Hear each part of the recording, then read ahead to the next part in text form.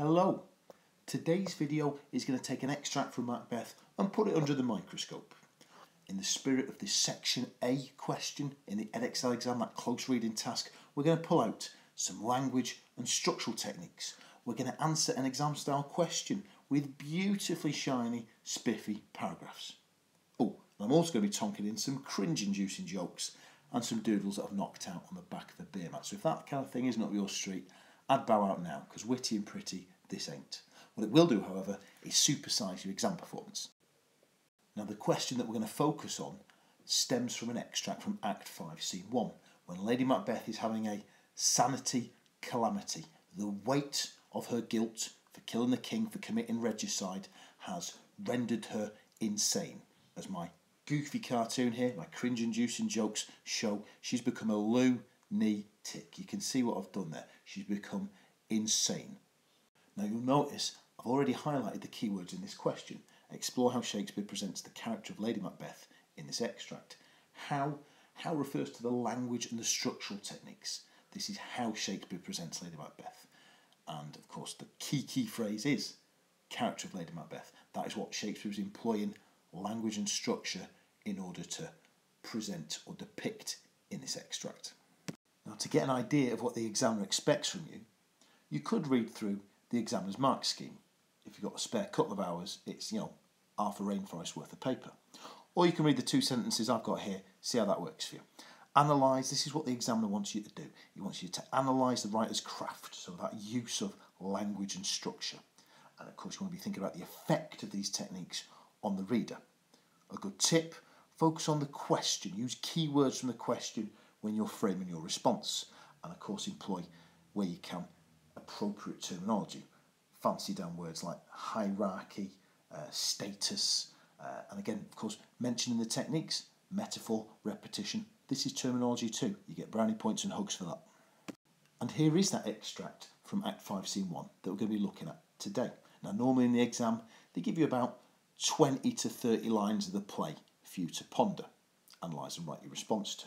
What I've done for our purposes now is I've stripped out all the other things that other characters say. I think the doctor and the maid who are witnessing a sleepwalk here, witnessing this mental breakdown, I've just jettisoned their dialogue just for simplicity.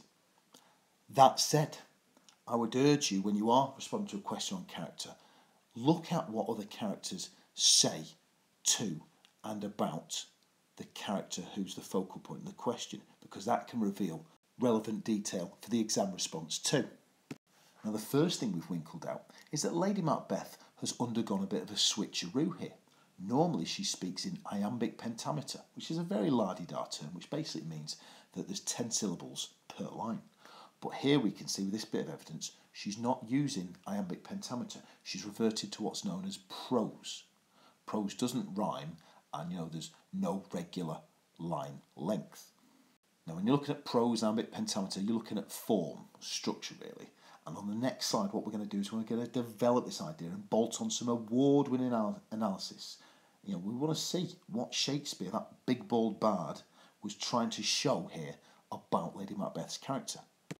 That line then, yet here's a spot, that's Lady Macbeth talking using the literary form of prose, because of course there's only 4 syllables there, aren't there?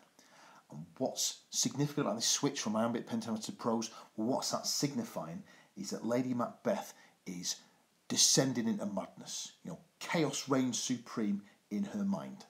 I promised bad jokes and bad pictures, and this one gives you double bubble, doesn't it? What we're seeing here is a woman suffering from a mental breakdown. Her brain has broken down.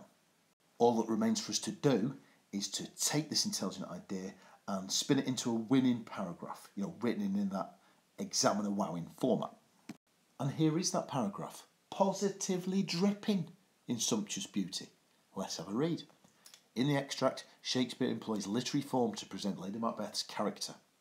As she perceives a blood stain while sleepwalking, she says, "Yeah, here's a spot."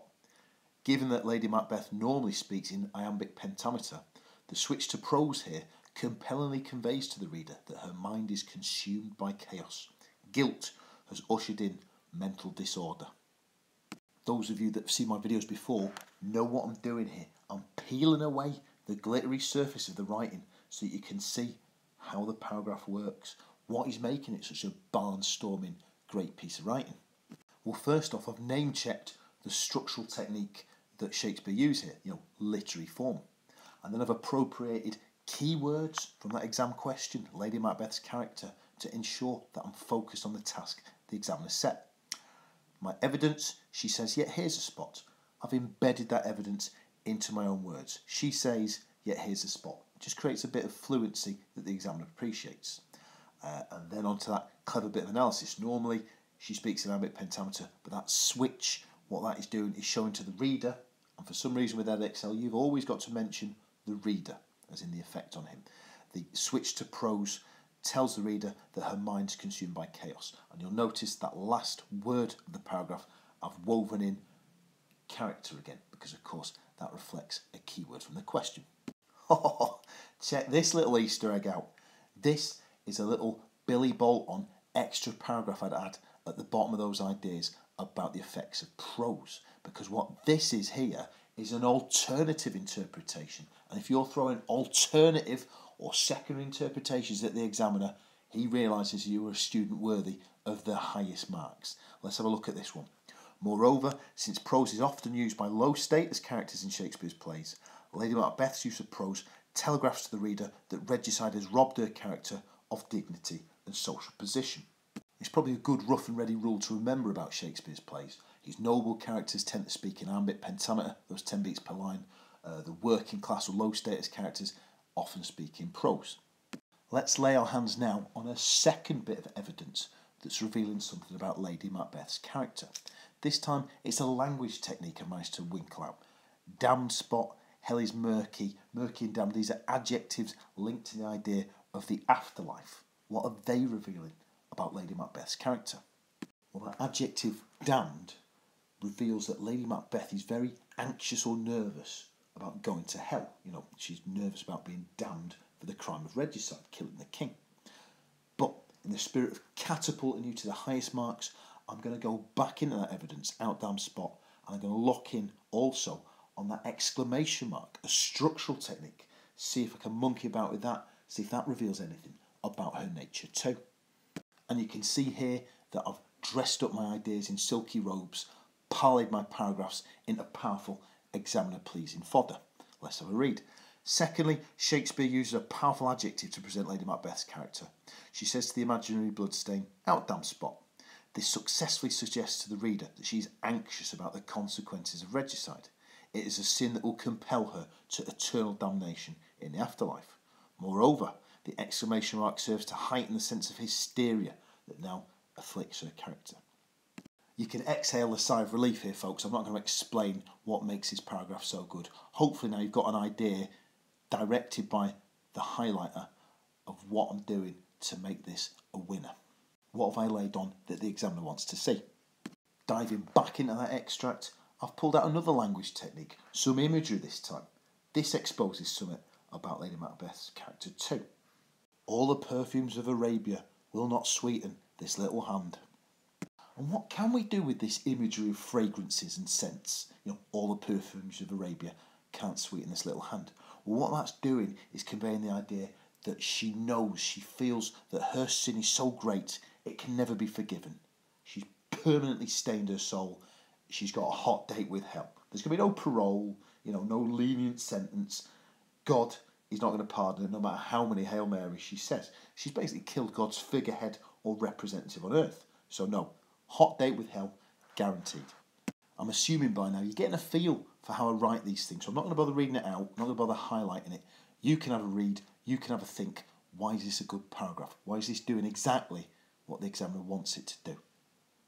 Now remember, in the exam for Edexcel, you've only got half an hour to do this section A question. That's 10 minutes to read it, understand it, annotate and analyse it, and 20 minutes to produce your exam response. That's not a lot of time. If, and it's a big if I had time left at the end, I might do something with this this repetition at the bottom of the page. Because what this structural technique is doing is showing that she can't even speak in coherent sentences now.